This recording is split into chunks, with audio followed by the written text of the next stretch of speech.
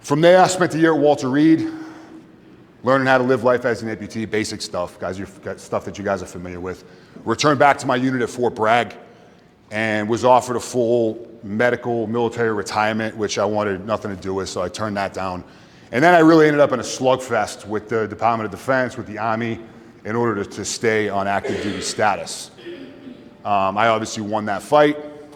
Originally took a job working as an instructor, teaching hand-to-hand combat and close quarters battle, while I began much more advanced rehabilitation and recovery. Eventually went through about a 3-month process of different evaluations and assessments to earn my way back onto my detachment, which really was the goal from the beginning, which I was successful at doing. And then in 2015, so about 2 years after injury, I was back in Afghanistan on my first combat deployment as an amputee. I've done that several times since, and I will continue to do so for as long as I provide value to the guys I have the privilege to work alongside of. And that really just boils down to because of the passion I have for this profession and the love I have for it. It's my purpose. And I'm sure many of you can assimilate to that given your own field. Intro aside, I am a bittersweet patient in the amputee world. Let's see. Injury is leaving me with about 4 inches in length of my femur. Bottom 2 inches are all HO. So from a fitting perspective, pain management perspective, that can be a challenge. I have no quadricep, I have no hamstring, so we're really just dealing with tissue and a very conical shaped residual limb. Not exactly the smallest human being on the planet, so obviously I need a very long lever that needs to be managed. And then when you factor in what I do day to day for my job and what I do in terms of my hobbies, it only becomes increasingly more challenging. You guys, I'm sure, have worked with athletic individuals, right? Had to overcome certain challenges. How do we modify this, modify that?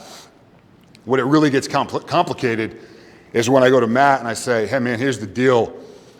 I need to be able to jump out of a plane. From there, I need to get into a boat, take it out into the ocean. I then need to splash into the water and do a 3-kilometer subsurface clandestine infiltration onto a beach. I need to secure that beach. I need to hump 10 miles through the woods, and then I need to climb that mountain. And then, oh, by the way, at any time I may be getting shot at. But that's the problem I bring to this guy. So it's not just the act itself, it's lumping all these things together and being able to have the components necessary to do it, but very, very quickly. So admittedly, I'm a pain in the ass patient. I've lost track of how many 4 a.m. phone calls or emails my prosthetists have gotten in the past, given I could be anywhere in the world, dealing with some kind of a problem, something broke, and they answer the call, every time. They answer the call, and they either overnight me a component if I'm stateside, or they will talk me through how to kind of Mad Max re-engineer my situation so I'm able to get back up and keep moving. From the admin side, again, another pain in the ass because I break this stuff all the time. I'm blessed to have this X3, which is an absolute beast. To give an example, my 2015 Afghanistan deployment was 6 months and I burned through 3 of these. My 2016 deployment to Somalia was about 5 months long. I burned through 5 of these things. So they're dealing with insurance and the manufacturer, and them all asking, what is this dude doing with our product? This thing is supposed to be unbreakable. Actually, I ended up leading to a phone conversation with the chief engineer out at Autobach following my Somalia rotation, who asked me that question, what are you doing with our legs? One of the reports had come back, and it was, quote, the most catastrophically destroyed X3 that they had ever seen. What did you do with this thing? Did you run it over with a truck? Did you throw some C4 explosives on it? I said, no, I don't know. I don't know what I was doing. So yeah, I'm a pain in the ass patient, admittedly. The flip side of the coin is My prosthetist, and Matt can confirm or deny this, I think they enjoy it. I think they enjoy the challenge. I think they enjoy the need to problem solve. And I also go on a stretch to say I think that they enjoy the sense of purpose and pride that comes with this kind of work, just given what's at stake. Accountability being the focal point for this year for you guys. When I think about that word, a lot of other words come to mind. I think of integrity, I think of ownership, I think of responsibility, obligation, duty. These are the words that resonate with me. I'm often asked the same two questions in different variations, and that is the how and the why. Like, how do you continue to do what you do? How are you an active duty Green Beret on an SF team with one leg? How is that possible? Physically, administratively, how do you do it? The other question is the why. Why do you continue to do this line of work? Haven't you given enough? Haven't you sacrificed enough? Isn't it time for the next guy or gal to step up? And the why is what I want to focus on here briefly. There are several reasons for that, but just to touch on three, first and foremost is my family. Happily married with two young boys, 4-year-old and a 9-week-old. And I feel an obligation to set an example for my two sons, right? Among many other reasons that are tied to family. Second reason to stay, my second reason for my why is I am inherently competitive and stubborn. Point blank, no one was or is going to dictate my future but me. Lastly, and most importantly, given what we're talking about today, is the obligation I felt and I feel for my teammates and for the members of this great nation that we have the privilege to live within. In 2007, I swore an oath to support and defend the Constitution.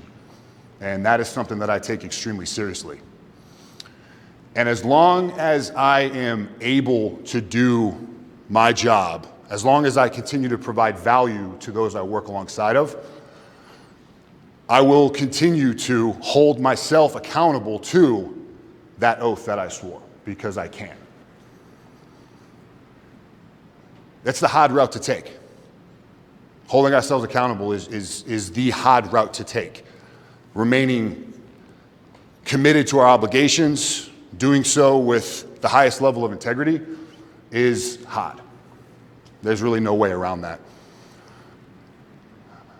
I have to disclose that although my passion is what it is, and why I stayed are those reasons and many more, it was not done alone. Right? I'm not self-made. I have had help along the entire way. My family, their support got me back to doing what I do, and their love continues to push me to do what I do. My teammates, my unit, my commanders, they took an enormous risk in allowing me to go back to operational status, and I have to work very hard every single day to mitigate that risk and provide them that value that they need of me. My doctors, my nurses, they kept me alive, plain and simple. They prove angels do exist, and I will spend a lifetime trying to repay that debt to them. There's also the research and development that has gone into this field, predominantly post 9/11, which has been paid for through blood, mostly of service members who have lost limbs. And because of that, the funding, the resources have been pumped into this industry. I'm telling you guys stuff that you know better than I do. So really, it's on the backs of those guys and gals that came before me that lost a limb that fueled that. Because without them, potentially this technology that I leverage every day doesn't exist. And lastly, and certainly not least, is you guys. It's you guys in the prosthetics field, right? Without you, I am not where I am today. The level of gratitude I have for you guys and what you do and your passion and your vision, your willingness to get really up close and personal with people to enable them to do what they want to do in life is pretty special. And I give you guys a lot of credit and a lot of thanks and a lot of appreciation for what you do, not just for me, but for the amputee of tomorrow.